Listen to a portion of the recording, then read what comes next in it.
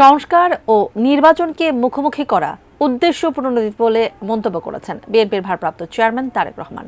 বিশিষ্ট নাগরিক ও পেশাজীবীদের সম্মানে আয়োজিত বিএনপির ইফতার মাহফিলে ভার্চুয়ালি যোগ দিয়ে তিনি বলেন, দেশের রাজনীতিতে গৌণ ইস্যুকে মুখ্য বানাতে গিয়ে স্বৈরাচার বিরোধী আন্দোলনের মধ্যে ফাটল দেখা দিচ্ছে। আমনুল ইসলামের রিপোর্ট। শুক্রবার বিকেলে রাজধানীর লেডিস ক্লাবে বিশিষ্ট নাগরিক ও পেশাজীবীদের সম্মানে ইফতার মাহফিলের আয়োজন করে বিএনপি। এতে যোগদান বিশ্ববিদ্যালয়ের শিক্ষক, ব্যবসায়ী, সাংবাদিক সহ পেশাজীবী নেতৃবৃন্দ। আরো জটিল সময় আমাদের সামনে আছে। দেশের ভেতরে ষড়যন্ত্র আছে, দেশের বাইরে আছে। আর একটা বিজয় আনতে হবে আমাদের নেতা জনাব তারেক রহমানের নেতৃত্বে, বাংলাদেশে গণতন্ত্র প্রতিষ্ঠা করে। বাংলাদেশ এই মুহূর্তে একটা ক্রস রোডে এসে দাঁড়িয়েছে।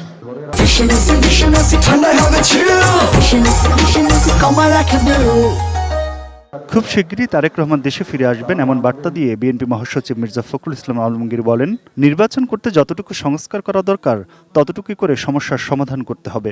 যারা বিভিন্নভাবে সরকার অথবা জনগণের সঙ্গে সম্পৃক্ত আছি, তারা সবাই আমরা এমনভাবে কথা বলবো, কাজ করব, তা যেন আমাদের এই গণতন্ত্রের উত্তরণের পথকে আরো সুগম করে দেয়। ইফতার মাহফিলে লন্ডন থেকে ভার্চুয়ালি যোগ দিয়ে বিএনপির ভারপ্রাপ্ত চেয়ারম্যান তারেক রহমান বলেন, অন্তর্বর্তীকালীন সরকারের এমন কোনো কাজ করা উচিত হবে না যার ফলে পালিয়ে যাওয়ার স্বৈরাচার পুনর্বাসিত হওয়ার সুযোগ পায়। স্থানীয় নির্বাচন আগে করা মানে পতিত স্বৈরাচারকে রাজনীতিতে পুনর্বাসনের সুযোগ করে দেওয়া বলে মন্তব্য করেন তিনি।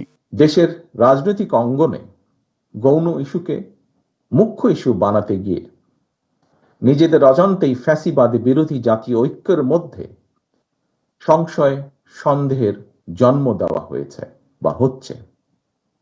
আমি অন্তর্বর্তীকালীন সরকারের দৃষ্টি আকর্ষণ করে আবারও বলতে চাই, সরকারের এমন কোনো পদক্ষেপ নেওয়া উচিত হবে না যাতে রাষ্ট্র এবং রাজনীতিতে পলাতক স্বৈরাচারের দোসররা পুনর্বাসিত হওয়ার সুযোগ পায়। Aminul Islam, ATN news, Dhaka.